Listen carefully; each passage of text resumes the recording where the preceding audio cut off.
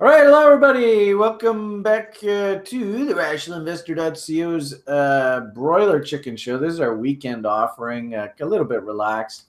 I'll be honest with everybody. I did a level 2 class yesterday, and I was so, and I don't know, what do they call it? Cabin fever or something. After the class, I was like, fuck it, man. I just got to go out. Hey, there he is. So Shane and I hooked up, and he took me to a little micro brewery place, and we were drinking 11% alcohol beer, and I was just like, by the end of it, I was like, oh, you're the best, man. You're the best. No, you're the best. No, you're the best. So a lot of fun. Honestly, I was wondering, Shane, I'm glad to see you here. You made it. Mind you, I'm such a lightweight. Shane's probably like, you serious? We just had a few beers, Brian. Come on. But anyway, lots of fun. So I'm actually feeling I'm feeling a little delicate this morning. I'll be honest with everybody. I did know, I just wanted to update everybody. Grim actually is here locally in town in Vancouver. I put him on the screen there. There he is. Good morning, sir. How are you? It is a lovely day. I see the weather turned awfully nice for me. I appreciate you guys doing that. Yeah, that's pretty damn good timing. It was horrible there a few days. In fact, we had snow just last week, eh? So actually, it's pretty nice. So Grim and I are going to go out and grab a bite to eat once we're done this show here. I wanted to get together with everybody here on the weekend here and maybe just do a little cleaning shop and stuff. Thomas did his presentation, Monday to Friday. I think we actually had Grim give us a present. Oh, we lost him. Hopefully he'll come back. We had Grim. Oh, there he is. We had Grim give us a presentation a week or two ago, and actually Shane and I yesterday we were talking. Shane would really like to do a presentation for the group on journaling and the importance and the power of journaling. So I can't wait to do those kind of stuff going forward. What are we going to do today? I think a little bit of ad lib. Like I said, Brian's feeling a little delicate. Do a little bit of overview. It's good to see. We were threatening to tip over there. So I am glad to see that the market has caught a bit of a bid here coming through the New York kill zone this morning. Things were looking a little bit dangerous.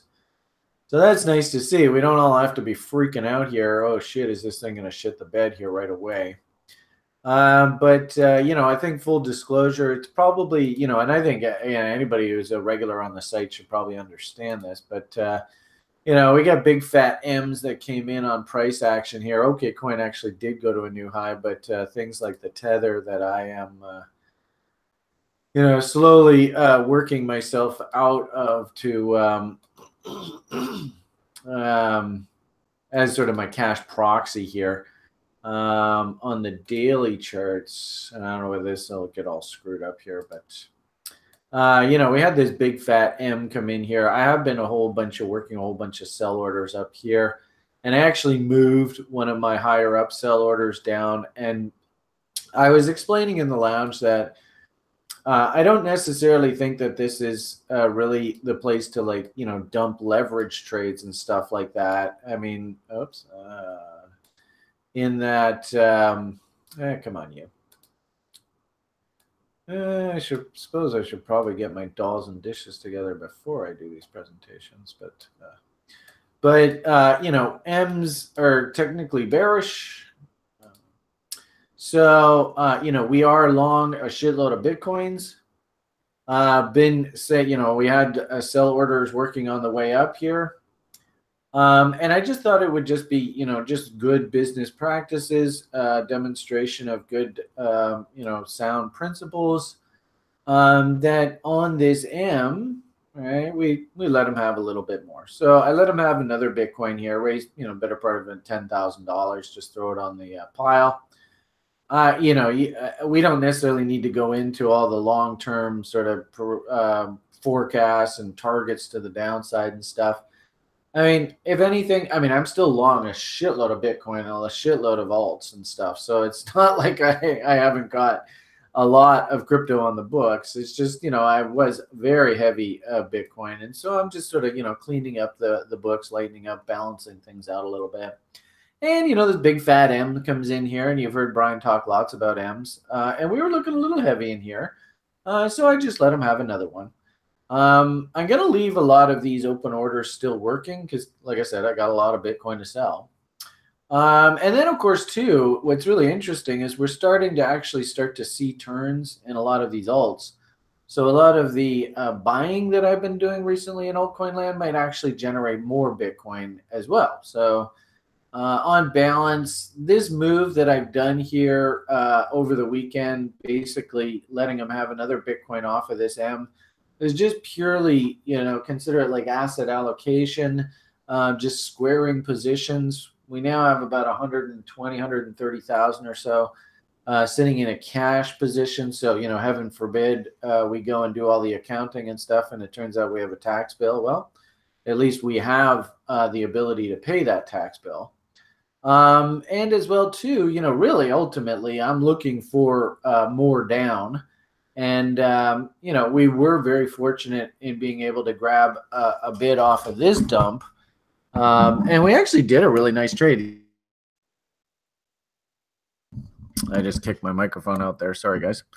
The irony of all of this is actually the coins that we did sell above 10,000 were the coins that we bought down here. So I didn't actually add to or start to deduct from my net position. This was just purely a trade here.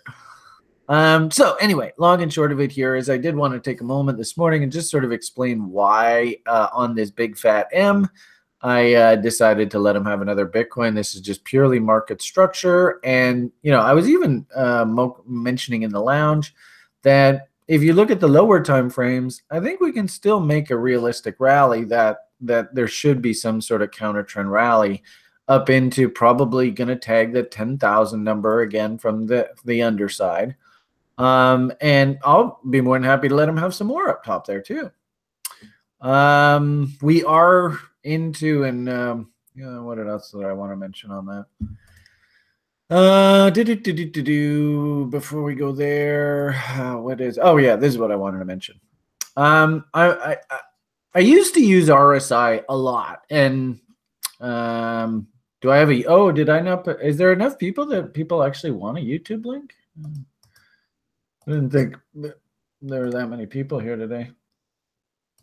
All right, there's the YouTube link. If you guys want to hop on over to YouTube, there it is for you, Shane. Hopefully that'll work.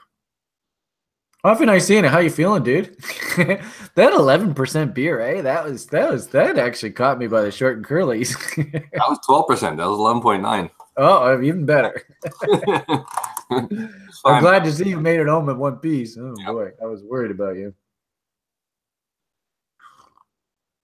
Okay, so this is really cool because the level 2ers just did this. But there's a couple things that I wanted to mention on here. We've been waiting, and Julian's planning on coming on full time in the spring, and he's promised us that he's going to do his RSI presentation. And I'd really like to. I've sort of left doing the RSI module because this is sort of like Julian's baby. He loves trading with the RSI. This is my personal interpretation of the RSI model. I like to use a fast RSI. I find the slow RSI just, pisses me off. So what ends up happening is I change the default on the RSI to 7, which sort of is similar to the 14 period, the out-of-the-box period for the Williams percentage R. And it's a little faster signals. And I've sort of talked to you guys in past about how, and I think I've demonstrated on the site, it works fair to, obviously no trading system is going to be right 100% of the time, but on balance, this thing produces pretty good results. I actually haven't officially back tested it, but anyway, I'm just trying to explain my thinking here. I like the idea as we were making higher highs and higher lows here that the RSI was breaking previously bearish structure on this dump. And really the RSI system that I like to follow says you want to hunt for an initial M. And so this M right here breaks this previous bullish structure here. And then on the next M, that's actually where you get your short signal. So, in this particular case, I might have gotten like short signals here, or I wouldn't take a short signal in an oversold zone. That's a bit much. But I do like the idea of the market failing. We could even go one and then maybe a short signal on this 2Ms. But that's a bit here or there. I haven't really hashed all that out specifically for you guys. But what I did notice here was bearish structure, lower highs, lower lows, and then we broke that and we started heading up, and then we got one W and then a second W. And you can see how that basically set up this long trade off of the breakout through this level here. And what was cool about this, and again, we got W's, then we got a little bit of an M, but this still sort of is working away, and then we get a nice little W here, which sets up another sort of little trade right here. At these points, you can definitely go down to lower time frames, and if we look at the hourly charts, we get some really slick signals. But that's not the purpose of today's conversation. I'm just sort of trying to explain my thinking here. Very much like this M here, and the dump, and then the subsequent backfilling, which is sort of like this action.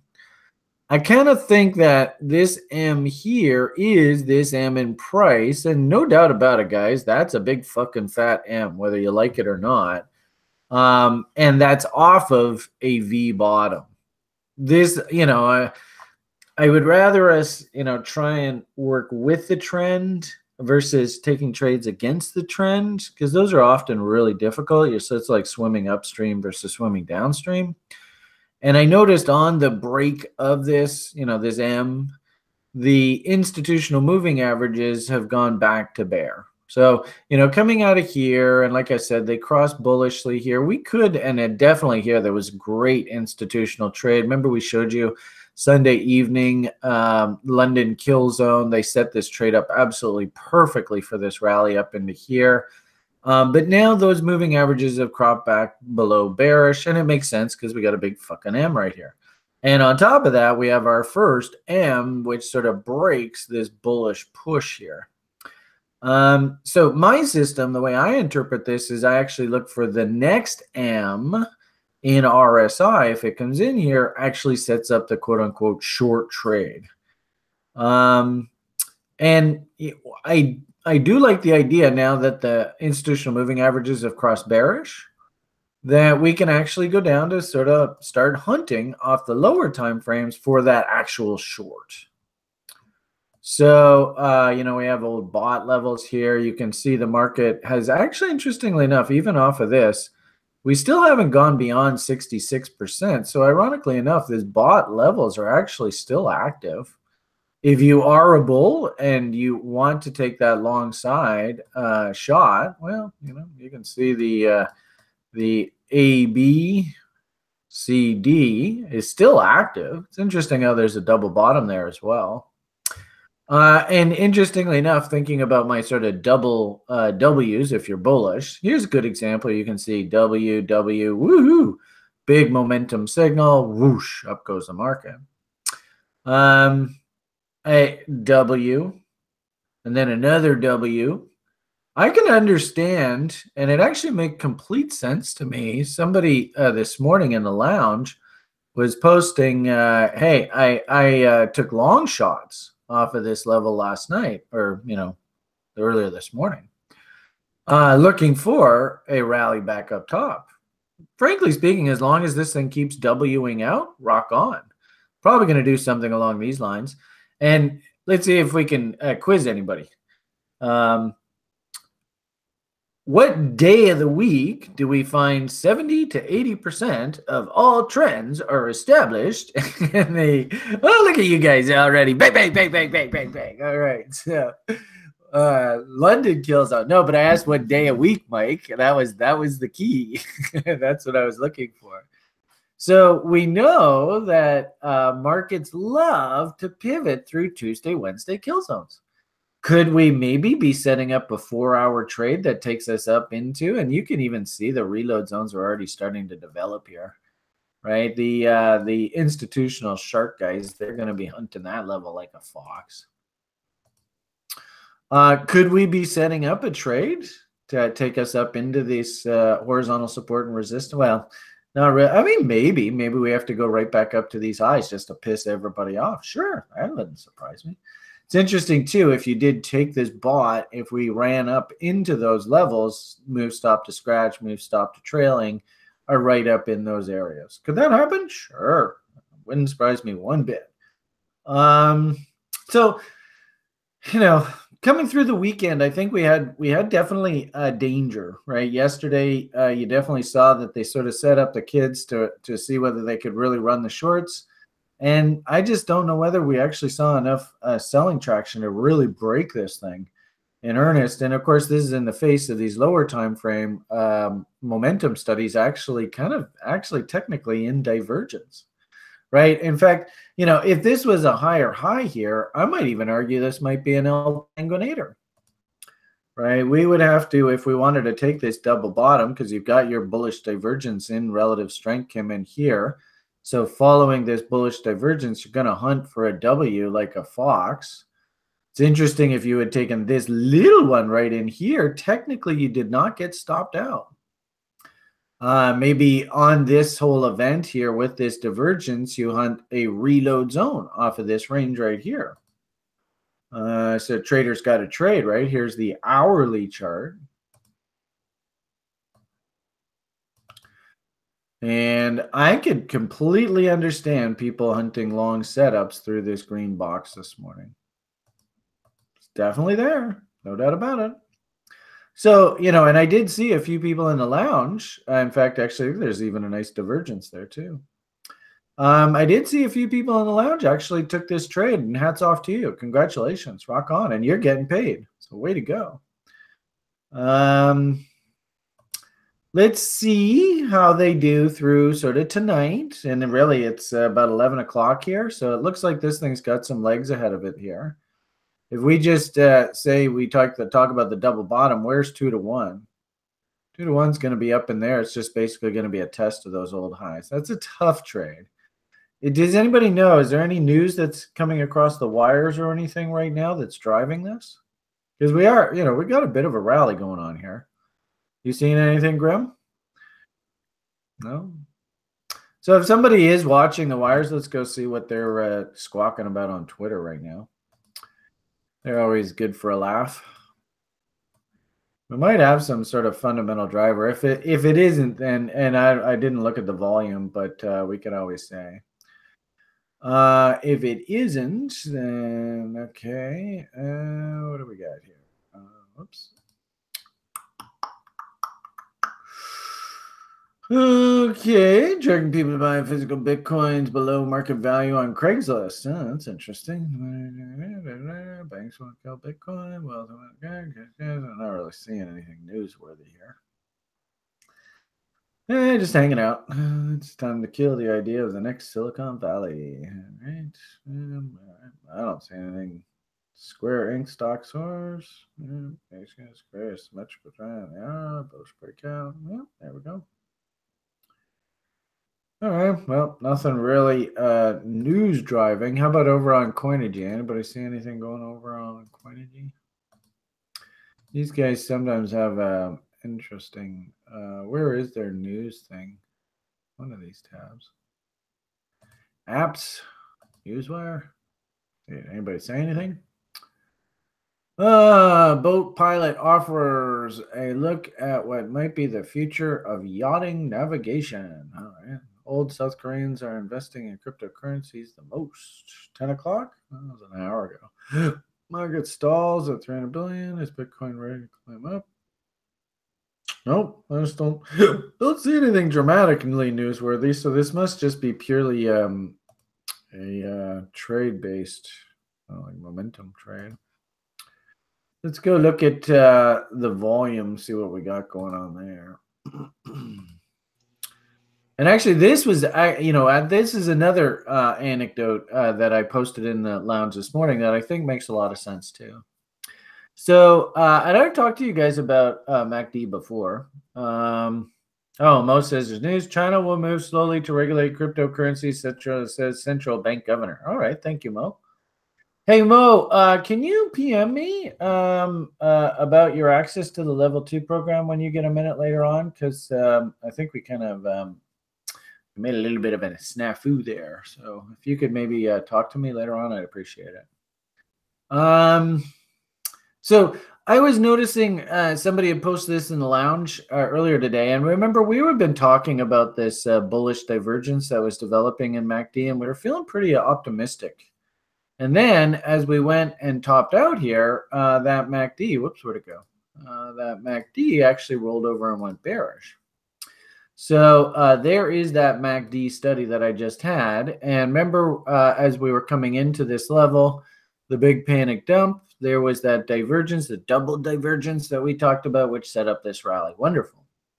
But then we went and we topped out. And is this high a higher high? So 11.7. 11,788. So here on Bitfinex, we did not go to a new high. You know, OKCoin did go to a new high.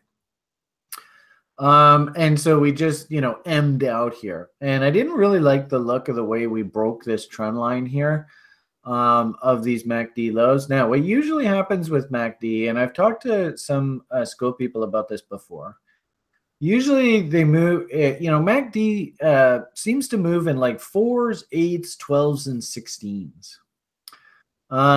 And so I thought it was interesting when we broke the zero line here, right? We go 1, 2, 3, 4. So interestingly enough, this might be the end of sort of the short-term push, right? Like if we go from the breakout here, 1, 2, 3, 4. In this case, it was 5, and then it started to turn back up.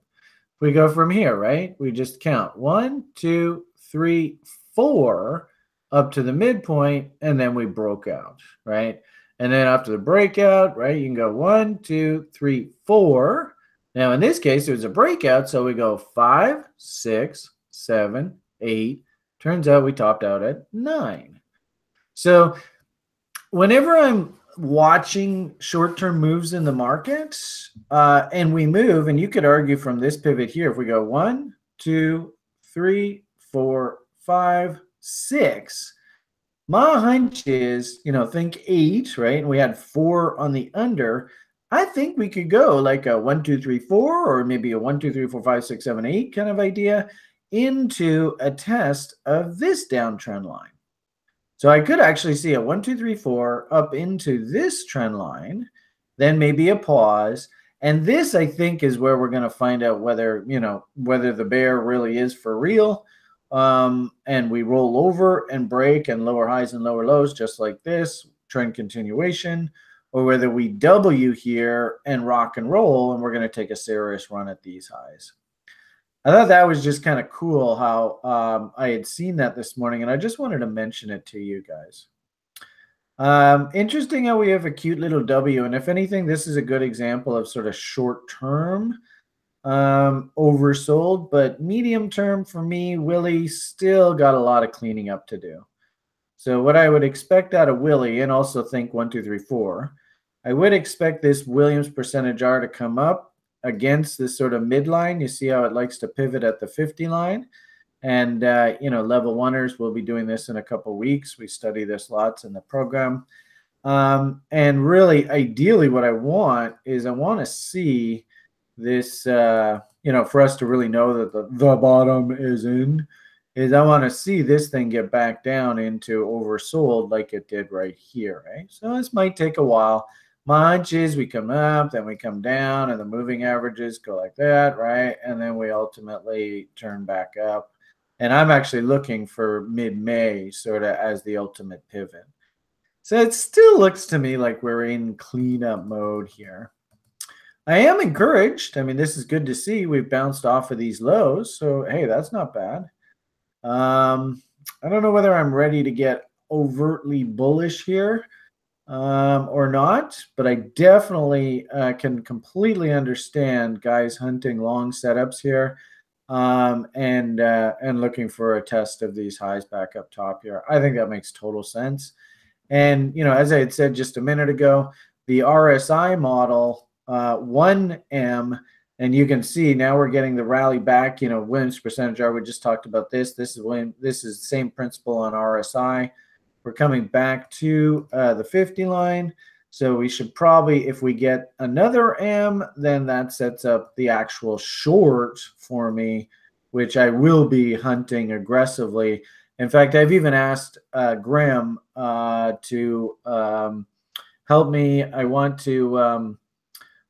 to establish a short position on MEX and be able to keep it open without them tearing me a new butthole. Thank you very much. In fees. So, Julian is super busy working at Boeing, and it's very hard for me to nail him down. But if I'm really, really lucky, Grim has a bunch of experience working on MEX, and I'm actually going to turn the tables and become a student of his. And I want him to show me how to manage this trade going forward. Because those guys, last time I was shorted on their platform, it was a half decent idea, but I actually made it just a piddly amount of money because they feed it all away from me, fuckers. So anyway, so I'm going to be working away with Grim on that. All right, I don't know. What else can we talk about today? We might as well, we don't have any sort of special guest appearance, and it is 11 o'clock. Grim and I are going to have lunch. I have to be downtown at 12:30. So it is 11 o'clock now. I probably should maybe, start getting ready in half hour, 45 minutes, so I can spend some time looking at ideas with you. And if anything, we haven't in a while talked about what you guys want me to review. And I apologize, under the new show format, I really like listening to Thomas, and I sort of get lulled to sleep, and just he takes me off into Never Land, Thomas Land. So I'm more than happy just to sit and listen to him talk. Hey, there he is. Hey, buddy. It's great listening to you, and I think it's super, super valuable for the community. So maybe on the Broiler Chicken Show, we'll try and do a little bit more of reviewing your ideas. I think hopefully everybody can understand the cycle flow of this game now, right? New people to the site, new people to trading, you're still learning that. A lot of our veterans, they should understand that. So the irony of it all is, ironically enough, a lot of these names is going to be basically the same message. We're working our way back down into reload zones. Nanny nibbles are appropriate, and this is sort of where I see the whole sort of altcoin market right now, where you can start nibble strategies, but it's too early to pound the table, and I wouldn't load up to the maximum 5% just yet. So the general message of altcoin land seems to be that, and I'm a little concerned that we're too aggressive in calling bottoms. Let the market call the bottom. Let the market put the bottom in. We used to always say, professional traders, they don't give a rat's ass about the top 5 and bottom 5%. Like, let the market have those to just tell you that the bottom or the top is in. We don't have to be heroes. We don't have to have it all. What we want is that big fat chunk in the middle. So I see, through these kind of periods where people are searching for bottoms and they really want bottoms, MEX is going to do a lot of their funny games, right? So we're going to have coins that are just setting up and they look beautiful, and then MEX comes along and says, oh, we decided we don't like you anymore, get the fuck out. And all of a sudden there's like a panic dump, which ironically enough, those panic dumps will actually send price below value, right? Good old Hogue starts getting interested. It'll send price down in a panic, maybe fill in gaps, right, that Joshua was sitting there hunting. And you look back a month or two later and you go, how the fuck do you get fills all the way down there on those crazy panic dumps? Well, it's guys working stink-ass cheap bids, right, who are taking advantage of these fuck you moves. And this is very typical of venture capital in these kind of environments. I think I had mentioned, I don't know whether you were here when I was saying this, Shane, but Shane and I were talking, and he thinks we don't talk enough about journaling and the importance of journaling and the importance of managing your emotions, and really getting in touch with who you are and where you're going. If anything, you really need to note this, and you need to learn this as a new person to this game. Whoa, Grim just zoomed in on his camera. I see you in Technicolor now. I don't know whether you noticed that. I guess you leaned in quite towards the camera. I see. Yeah, there you are. Peekaboo. And actually, we got to put Grim on camera because he's got a beard. Jordan is in I think he's in our level 2 program. And if anything, what I want to do is I want to put a collection of the beards on the site because Grim's got a kick-ass beard going. There you are. Look at that. Look at that machine. Okay, sorry, got off topic there. I can't wait for our lunch. I'm super excited to see Grim in person. We haven't. It's been, maybe Brian will never get his damn passport, and you guys all have to come to Vancouver to meet me. Maybe that's what God's plan is here. I don't know. Okay, so where was I? We need to be cognizant of the market state. Super, like, if you guys can learn something through this period right now, is learn how markets change their behavior given different market states. So important. Especially, little old lady, altcoins. You guys got to understand, we go through like periods, like 2-3 months where people they're just giving this shit away. They don't care about them anymore. And that's where we're just slowly accumulating. It's super boring, right? We're just running our business of accumulation. And then, of course, when they get all excited, that's when we're, going out into the public and ringing the register, banging out doubles, banging out triples. What's really cool about this site is I see, the guys that are really dedicated, they're especially guys like Joshua working those bids and those gaps, real stink cheapy levels below value. They're getting doubles even in this crappy kind of market state. So, if you are really, really sharp at this and you do your homework and you really put in the effort, there's even money to be made in these shitty market states. But this isn't oh, fuck, this is just like shooting fish in a barrel. This is no brainer investing time. That's not the type of market state we're in right now, guys. And I hope you guys are journaling this. I hope you see the difference between market state of last fall, where, an idiot could have bought any of these things and made money. And now we're actually in a real market state. Like, this is typical trading now. And, it's work, right? It is work to make sure you follow your plan. Don't take too much risk. Always try and articulate 3 solid reasons for justifying risking your hard-earned money and getting in there and just running your small business of trading. Okay, wow, that sure was a mouthful. Sorry, guys. Went off on a tangent there. Okay, so with that said, I'm going to, and I don't know, Grim, you feel like throwing some PMA out to the crowd? You feel like saying something? We got you got camera on, so I don't know, any whatever, can we call it the Wookiee words of wisdom? Ooh, there we go. What are the 3 W's for today? The Wookiee words of wisdom. There you go. I wish I could make Wookiee noises. So something that's come up a lot, and it's in tuts that I've done that I think is probably valuable for everybody in general is when you want to see my shoes? See, I am wearing my slippers. I brought them with me. Handsome.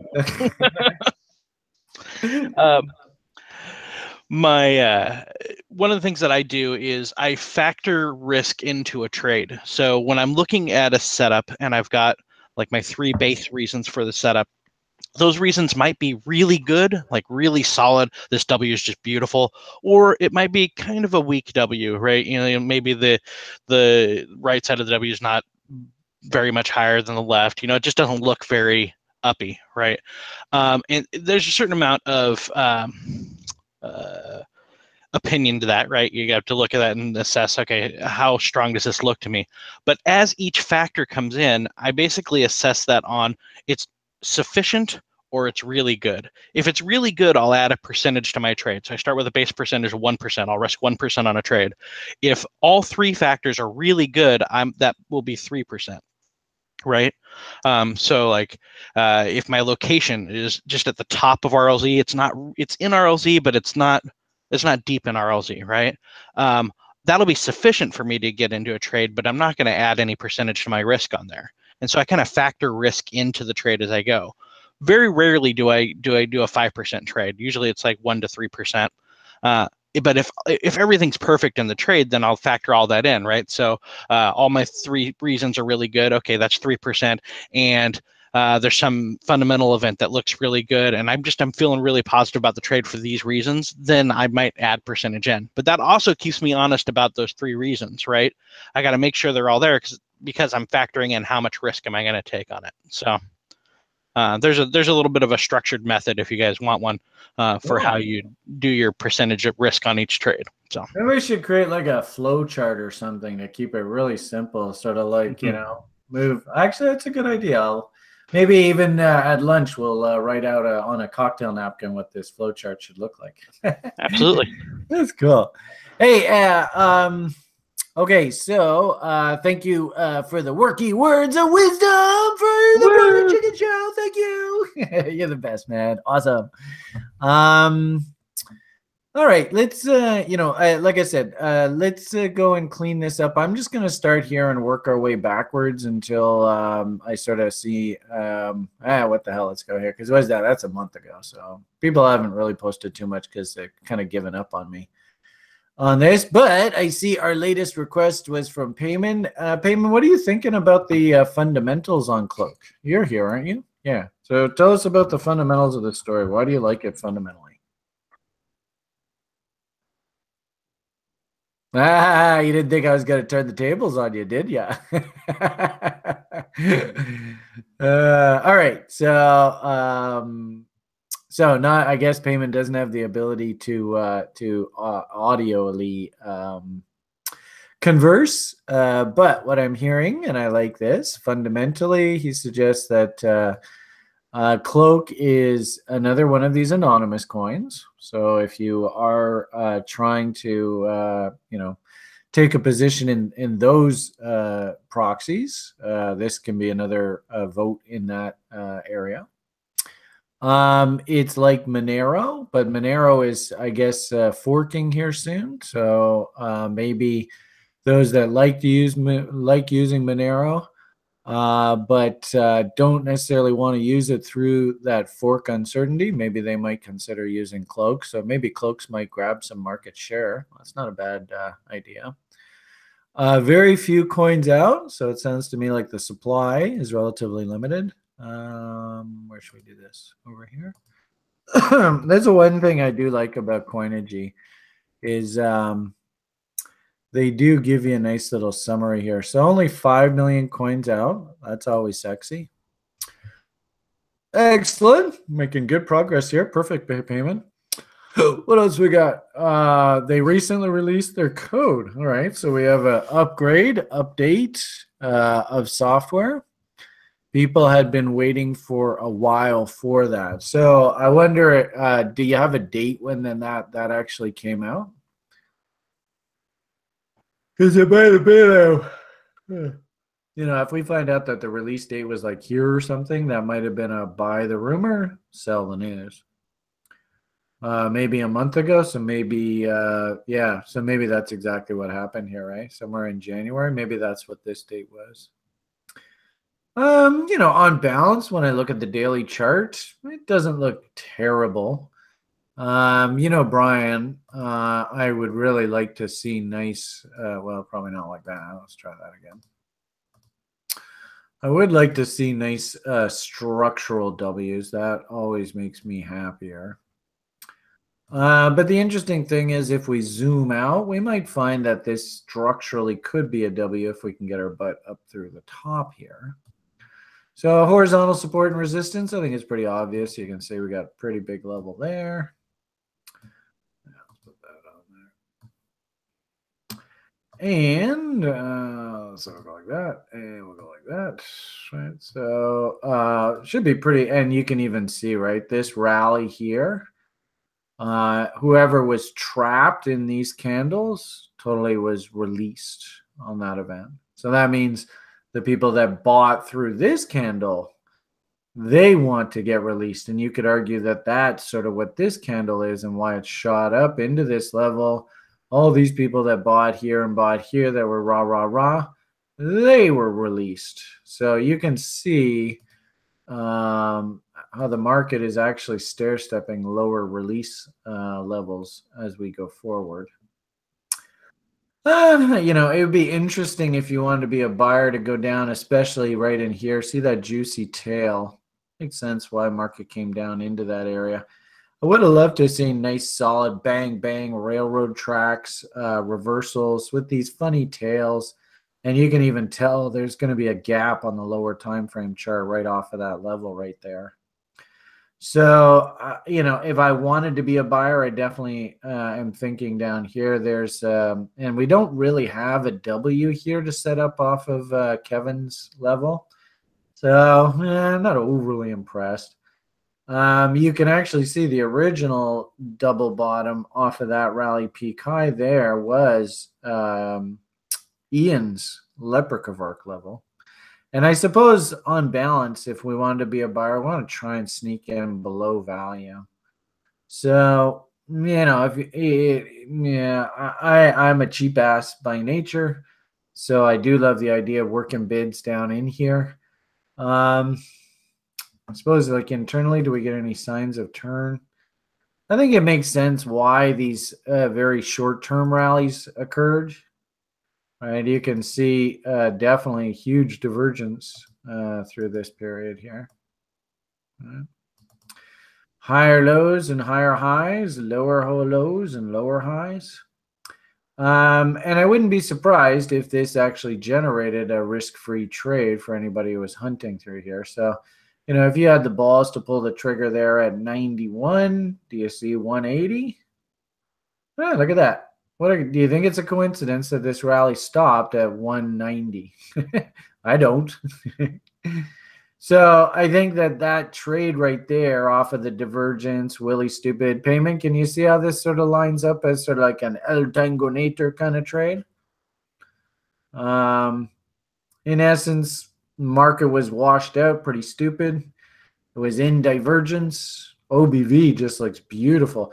In fact, all you level oneers, do we have any level oneers here, current level oneers in the Hangout here or on YouTube? This is exactly what you're learning this week. Hey, Bill. So, Bill, can you see the module on OBV here? You see how OBV was making higher lows? And even so, you can see the volume bars themselves. The buyers are definitely in control of this market. While price was making lower lows. Well, I would actually argue the bulls woke up right here. Isn't that interesting, eh? So a massive divergence. Something is definitely divergent here. The question I suppose you have to ask yourself is, are the bulls going to stay awake and are they going to stay in control? We might have even, if we get a bar bigger than this, then it would actually mean that the bears have also woken up. And I think that makes sense too, given where we are in the range. Remember we talked about the releasing of the previous, you know, people that bought up at the top of the range here. So the bears are pretty active as well. As I said, and you often see this. If you haven't seen this before in your experience in crypto, you better learn this very, very quickly. You just got to learn this, people.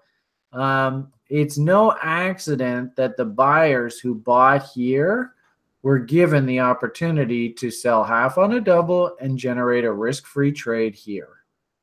This happens all the time in altcoin land. And the problem here for new people is that if you bought the double bottom breakout, you're not buying the reload zone.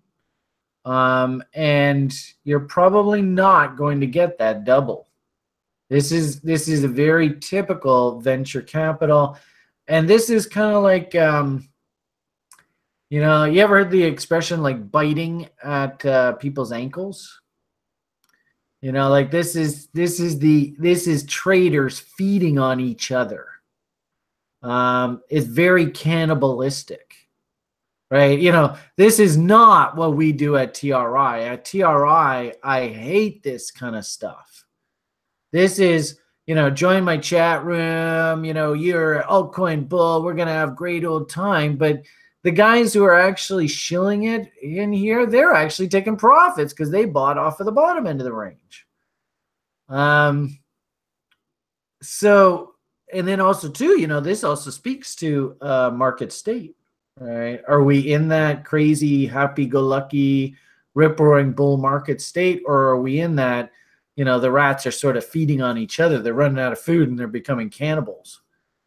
That I think speaks a lot to the kind of market state. So remember I said earlier, if you can, build your plan and be really sharp at what you do, there's money to be made here. And, guys like Joshua who can work bids, what do you think the odds are if we go down and we find that there's a gap? Let's even just go just for fun. Let's go see. My hunch is there's a gap right around here that gave Joshua those fills. So let's go see.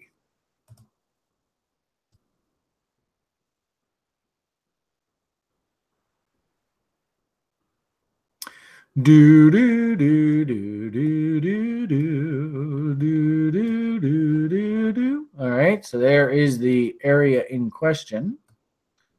Let's see if we find any Joshua gap hunters through here.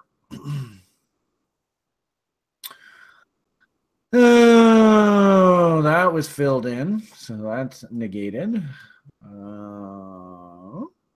Clean through there. Oh, hello. So, does everybody see this gap right here? Doink. Seriously, guys, learn this shit, man. Learn it, live it, love it.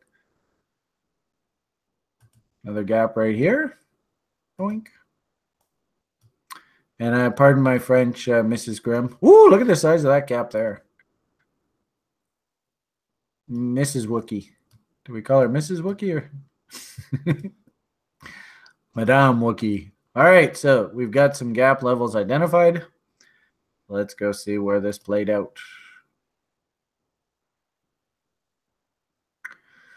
Oh boy, yep. So does this make sense, guys? Remember, we just went down our gaps. You see that this gap here was filled in here, right? Took it up. This gap, oh, look at that. Motherfucking son of a bitch, right? We had this second gap we said down here. The next one isn't until all the way down here. But this gap was the poop. Look how they came down, filled them in, ding, ding, ding, ding, ding, ding, ding, ding, ding, and just took it off like a rocket. Can you see the trade?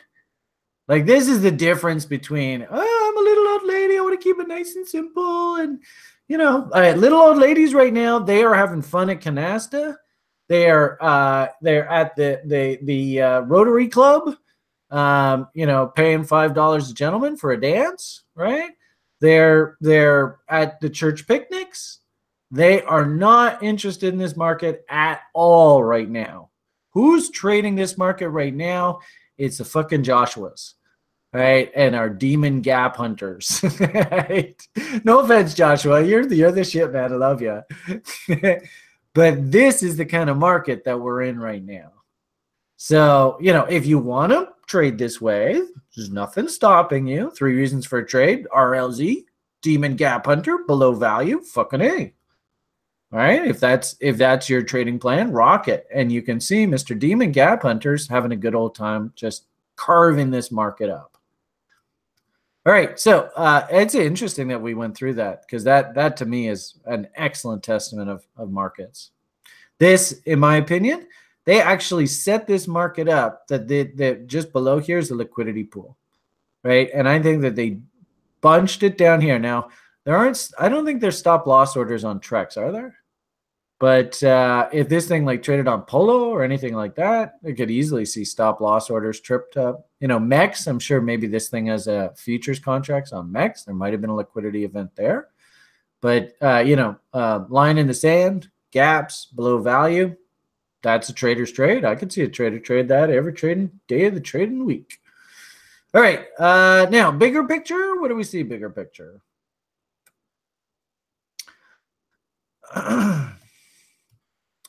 All right, so you can see the original bottom last year.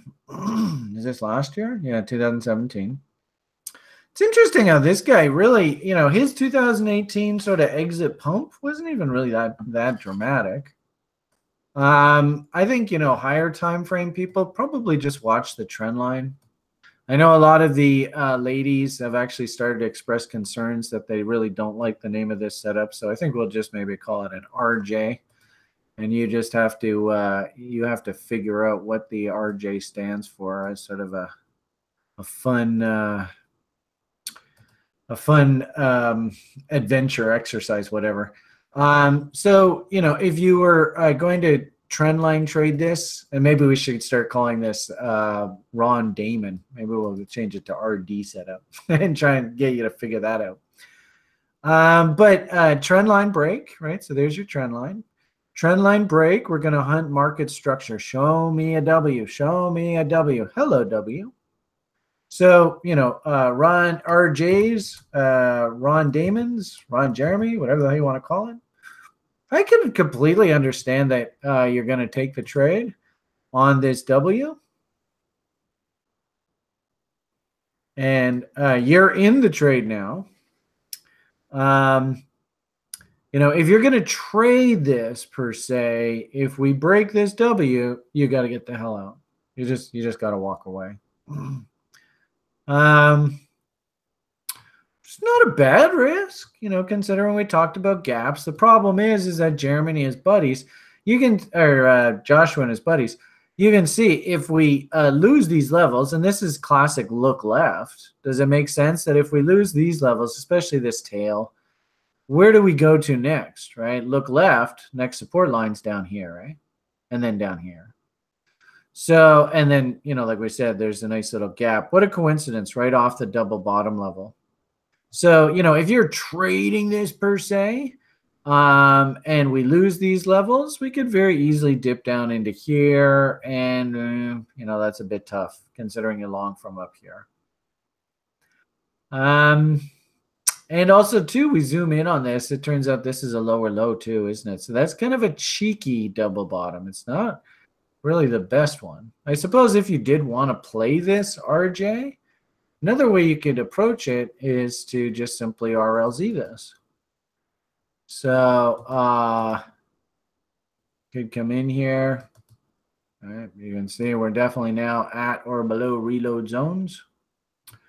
So I really wouldn't have a problem, especially you could maybe even drill down on an hourly chart and look for gaps off of this range. And see whether there's any cheeky levels here that they're trying to bring the market back. Considering these tails here, what do you think the odds are? There's a cheeky little gap right at our leper Kavark level. Totally possible. I would admit that wouldn't surprise me. So interesting idea, and I suppose what we could say, simply put, is if little old ladies, let's say they're reading in their email or something, and hey, Brian, I keep getting these emails saying I should be investing in Cloakcoin. Could I justify the little old lady coming in here and taking a nibble on this idea down in here? Sure, that's not out of the question. So the cool part about investing is you just never know. You just don't know it, and anybody who tells you that they do know, they're full of horseshit. So little old lady, long and short of it here is, if we do take a shot in here and we just say we're going to abandon a ship, walk away, claim the tax loss, if we fail and lose these levels down below here, she's going to be taking a hell of a lot of risk here. Don't get me wrong. That's why it's little old lady. But can we get a multiple of that risk? And, it's interesting. Some of the boys found a link to an interview with Paul Tudor Jones. And they were passing it around the Telegram groups. And I didn't think so. Somebody was passing it around in the members lounge. And he consistently talks in his videos about asymmetrical risk. And this is really what I do. I don't call it asymmetrical risk, but it's basically everything that I live by. And it's what I'm trying to teach you guys. You want to try and make sure your average winner is bigger than your average loser. And you want to try and identify situations Where if I go and put a buck in the market, that there's a very realistic chance. And in this case, all it is we're not even going to ask for new highs. We're just going to ask that these old highs are tested. Can you see the asymmetrical risk relationship here? That's what we do at TRI. It's our life. So the long and short of it here is it worth, little old lady, go throw $1 at this thing with this kind of potential? And, here's the kick in the pants, guys. This is what kills me about this business. If we had to sit here for a year to wait for this to happen, and it produces for our little old lady a, can I not do it? 3-1. So that would be 3. And we're just, randomly picking a number here. Let's even just to be conservative, we're going to shoot for that. So this is going to be a 250% return, but I don't think that's the correct way to do this, is it? How do I do percentages? Price range, maybe like this. Let's see what this equates to. There we go. Yeah, okay. So if she has to sit in the market and wait a year, oh my God, a whole fucking year in crypto, and she can get a 250% return on her investment, would she do it? Of course. Well, there's that question too. And of course, if Bitcoin goes to zero, then and actually Jeremy makes a very good point, right? Because there's lots of FUD as to whether Bitcoin's going to go to zero or whether Bitcoin's going to go to $1 million. And frankly speaking, nobody knows the future. I think the statistical probability that Bitcoin isn't going anywhere, I think, is extremely high. Is there statistical probability that Bitcoin's going to disappear? I think that's extremely low. But that's just Brian's opinion. Nobody fucking knows. You don't know what the hell's going to happen in human world history. I mean, if anything, and I was joking about this with somebody the other day. It's so perfect. What have you guys heard me say? You can't write better fiction than reality. Has anybody ever heard me say that? You cannot write better fiction than reality. It's impossible. So if we sat there in November and said, okay, guys, everybody write down on a piece of paper the reason why this rally is going to end. Do you think anybody would have written down Mount Gox? Nobody.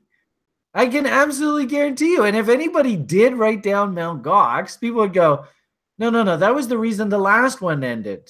What are you, stupid? And yet here we are. You cannot write better fiction than reality. You just can't. It's impossible. I just absolutely love it. You just can't do it. So I think, and as I had sort of mentioned in our show with Thomas the other day, ironically enough, just as the last time, Mount Gox, really, it wasn't anything about Bitcoin. Bitcoin just went and just did its thing. It didn't go anywhere. Ironically enough, if this is the reason why price is going to come right back down to $500 a coin, well, so fucking what? It has nothing to do with Bitcoin. Bitcoin doesn't care. The only thing Bitcoin cares about is, can you make sure that you're above the cost of production? That's the only thing Bitcoin cares about. I'm sorry, guys. I know you don't like that, but that's my honest feeling.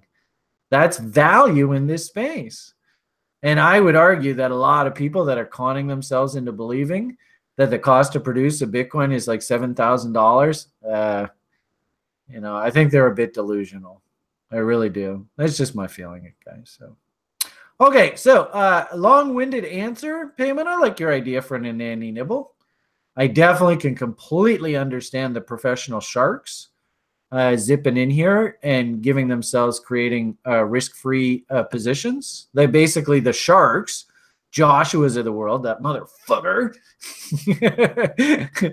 demons. I'm just playing. I love you, babe. I absolutely love the fact that we have people at this site who we can actually, give acronyms to these types of traders, because I know, these types of traders exist in the world. They do. You can either, bury your head in the sand and just pretend that this doesn't exist, or you can, and if it appeals to you, we should create a little Joshua club, the Gap Hunters Club. And he's in there. Like, I think he said, like, just the other day, just trading his gaps, he banged off like 4 doubles in one day. It's just like, in this shitty market, way to go, Joshua, right? Yeah, totally. Totally. Mind you, we have to be careful with WoW. We don't want any copyrights or any of that kind of shit. Now, could this thing, considering that payment has told us that the fundamental event has happened, and that trade has generated the risk-free position for the pros, could we see this thing go soft and come back and maybe do some more action against these gaps? Absolutely. That wouldn't change Nanny Nibbler. She's just going to sit there. She's already nibbled. Maybe if we get another W down the road, she might add to the position, but for now, she's already bought. Traders, you should have risk-free positions, and if anything, rinse and repeat. I would probably have my next bid with my original capital. I've already got one risk-free position on. With my next risk-free capital, maybe get more orders working against these levels. Because when I do look at the profile from the big picture, I do see that there's a hole in the profile. I don't know whether you guys can see that.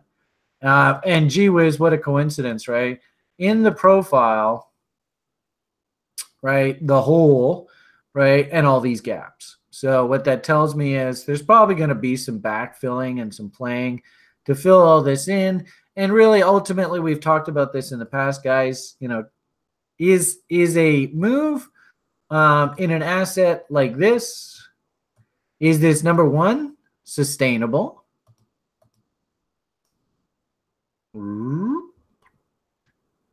Right? And number two, is this even healthy? Number one, it's not sustainable. Number two, it's actually not healthy for this asset to do this. And my hunch is they probably got to bring this thing back, right back down against the original bottom. Sucks, but I really do think that's the reality of the kind of market state that we're in right now. Okay, so it's about 11:30 now. I actually have to get my butt in gear. Grim has already bathed. I think he told me that he has. I have not, and I have to meet him in about an hour. So I don't know how long I've been going here this morning. Does anybody been keeping a timer on? Want to do one more? Why don't we do one more?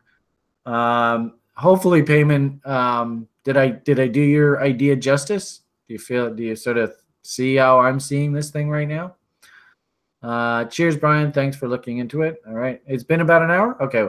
Why don't we do one more? And, you know, I don't know whether it's just a simple fact that Brian loves the sound of his own voice, but, you know, I like to be thorough and I like to, you know, talk about an idea until I feel like it's been done. So, okay. So ZEC Tether.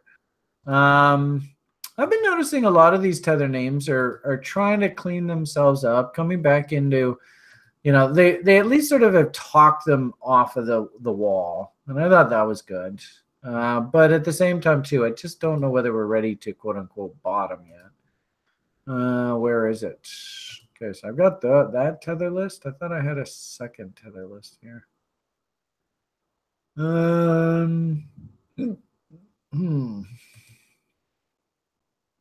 Don't think it's that one. It's not that one. Not that one. I guess I lost it. Fudge. Huh. That sucks. I had 2 windows open here for the longest time that had all the Tether ones, so I guess I've lost it. Shitty. Okay, so let's try and do this manually. So what is it? ZEC. ZEC USDT. Is that how we do it? I'll go on, I guess, on tracks. Hey, let's see what we got here. Excuse me. Okay.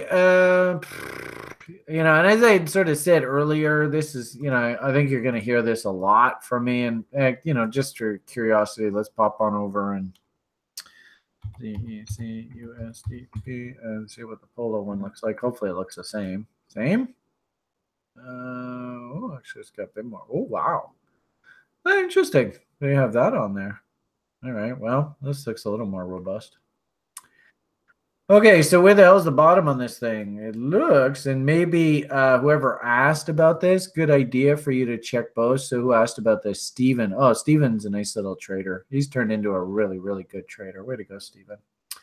But probably a good idea for you to, if you want a serious, honest answer for your inquiry, look at both, right? We could have stopped at the Trex idea and gone... whoops.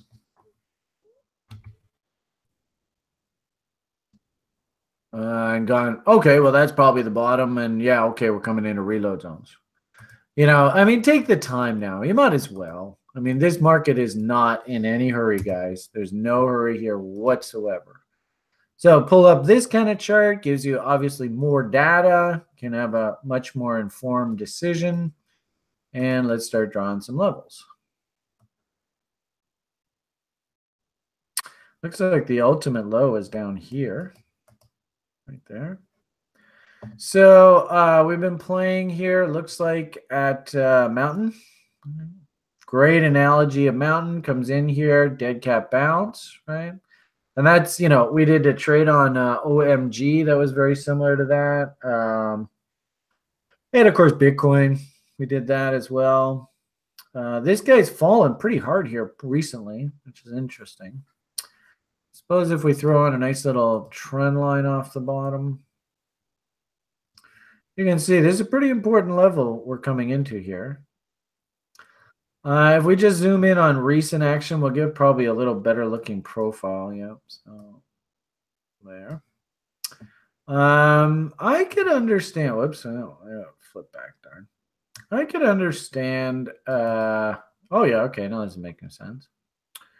So hopefully, you know, if we just look at this particular range, big rally up, pullback, didn't even really do much at 38.2, just swimming right down into reload zone. Dead cat bounce to 38.2. So in essence, you know, I would recommend, if I was talking to the public, we just don't really make any big grand conclusions about this thing until either of these levels are resolved. If we resolve this level negatively, you know, and I do see Muak down here, right there. Actually, it looks like there's the original double bottom there, right? So, you know, even if we go like this, I doubt we're coming back here. But nonetheless, there is the structural bottom there. That happens to be that node there. I do love the idea in this space, right? Remember, think shitty time of year. Think rage quits. Think panic dumps. Think wrecks, right? I love the idea of working a nice stinky bid down in here. You know, you could also drill down on the lower time frames and go through this price action, see if there are any gaps that you can work bids against down in this area. I do, you know, if we think horizontal support and resistance, clearly every time this thing gets down into this area, somebody either, you know, is finished selling or actually steps up and buys, right? So all down in this area here, there's obviously heavy. Isn't that interesting? So I don't think this is heavy buying interest. I think that the selling interest just basically, okay, I don't want to sell it at that shitty price. And so they just end up just stop selling. And the market works its way back up. So it seems to me cheap is down in this area. And if you are interested in this coin, get your orders working. And that's sort of like, you know, like Nanny Nibbles, no brainer, nice and simple, conservative stuff. Don't risk too much. I could completely understand that within this 38.2 RLZ range, and you could argue that the shorters, they're not going to even be interested until we get way back up here. And this, it does trade on Polo, or I don't even know if it is actual traded. I don't. Somebody could confirm that or not. If this actually is a vehicle that you can trade on Polo. Oh, and there's forwards contracts too. Grim is telling us. So that means that the Mex guys could be all over this as well. That definitely means that we have to keep an eye on this level as massive resistance. And also, too, you notice kind of like exact opposite what I did with that buy setup that we were talking about there a few minutes ago on Payments Coin. Do you notice that really big wick right up here? Basically, that's a whole bunch of trap bulls right up there, right? So this market opened up down, it went, dude, opened up, it went up, somebody bought, and then all fucking hell broke loose, right? So there's a whole bunch of trap bulls just sitting there, just they would love to get released. And I wouldn't even be surprised if this like doji right here, there's probably some gaps up there too. So if you were looking for a level where, you know, you're going to see some serious resistance come into the market, this is where I'm thinking. So that means, and this is kind of like Bitcoin right now, is this really a good place to become super bearish? I don't think so. If anything, you know, you're a bit late to the party being too bearish here. And I can completely understand if guys, you know, traders got to trade. If guys go into super stocking modes in this reload zone. It's perfect sense to me. I've heard you guys. Oh man, Brian's going crazy. I hope you guys have heard me talk about this before, but I absolutely love candle bodies as potential trade locations, especially when you get these sort of like bodies like this. And there is your reload zone. In fact, there's Ian's Leprechaun right there. So really, I don't have a problem taking a shot anywhere here in this area. There is the line in the sand. This is overlapping RLZs. We always love those. This is below value based on this range here. I don't mind people taking a shot here. But it's, of course, predicated on the simple idea that if we lose this level, you just better get the fuck out. And, you know, doing that on these, you know, it would be really interesting, Grim, if we could pull up a chart of, and maybe Thomas, right? They might even have this trading on OKCoin. See if there's any intraday setups on either of those exchanges for those futures contracts, eh? Thomas, is that worth taking a look at on OKCoin? I don't know whether he's here or not. Anyway, so, you know, I could definitely understand for the day trader, the short-term swing trader, we're definitely at a trade location, right? Let's go see if the internals agree with a trade. And not anything to write home about. I would have liked to see a nice W. You got a nice W there. That's not bad. Sellers look a little too active. I would have preferred that to be a big green bar, not a big red bar. You know, this day actually prints in about 6 hours. So I'm not seeing overly compelling volume here. But at the same time, you can see that the market is desperately trying to hold on to these lows here. So, you know, I'm not going to say that this is pound the table. I am going to say, though, that, you know, and the interesting thing is just off of higher time frames, we could make the argument that, you know, we're not in a compelling location. But if little old lady did come to me and say, well, Brian, my nephew says this thing's going to be the next this thing's sliced bread, I could be like, okay, but let's not bet the farm. We can take a small shot. Then maybe if a nice W came in off of this trend line, that would be sick, right? And if we could get a nice like trend line breakout here, I don't know whether that sets up or not, though. I have a feeling it won't, because what'll end up happening here, and you guys might want to consider this too. I've done this before. You actually go off of the previous structural levels, so that's an interesting trend line. But I think what the market's working with is that trend line. So I think price is actually contained within these two boundaries.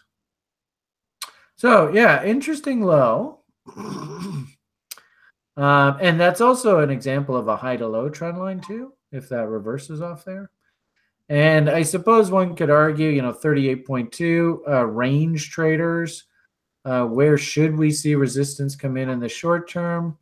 We've got that cute little moving average framing resistance from a trend line perspective. And here comes reload short zone.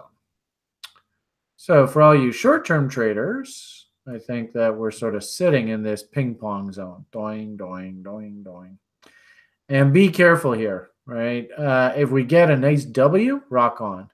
But you can actually see momentum is actually put in this nasty M here. I do like the little W here in Willie, and we're almost stupid, right? Minus 79. We're almost stupid. Willie's probably going to go stupid here. So that simply means, again, you know, if you're a seller, you're way too late. Way, way, way too late. It's iffy. It's not like pound the table, but it's definitely, you know, if somebody was like, go and find me something that I think is worth taking a shot off, I wouldn't have a problem taking a shot here and just simply risking against these lows. If we could get a nice little reversal candle here. And you can see, this is interesting too. I wouldn't call this a key reversal because I would want the open of this candle to be below this low. And you can see it isn't. Well, maybe it is. This low says 282.6252, and this open is 282.21. 282.62, 284. Oh, yuck. Yeah, so 282.62 is the low, and this thing opened up at 284. So it actually opened up higher than the low. So you can't call this an engulfing pattern. But I do know that there are candlestick aficionados, people that just follow candlesticks, that would call this an engulfing bar, but I wouldn't. That's just me. I'm a purist. All price must be included in the candle for me to call that a reversal. But you know what I would love to see here is, you know, we went down, came back up, went down, came back up. What I'd love to see is her just come back down, reload zone, nice little W, and then go. And that would actually, I think, set up a trade for me. So we'll see what happens. We'll keep an eye on that one. Okay, well, that's holy shit, I gotta get going. All right, I gotta hop. So I will be seeing Grim shortly. We have a lunch date, so can't be late. Gotta go put my hair up and do my makeup, so that's gonna take a bit of time. So you guys have yourselves a great rest of your day, and then I'm off to Liam afterwards. So I'll be back on the site this evening. We got 2 done. That's not so bad. I hope you guys enjoyed that, and I hope you guys found some value in that conversation. I thought we talked about a bunch of stuff that was really cool. So you know, we'll leave it at that for today. Take it easy, everybody. All the best, and bye for now.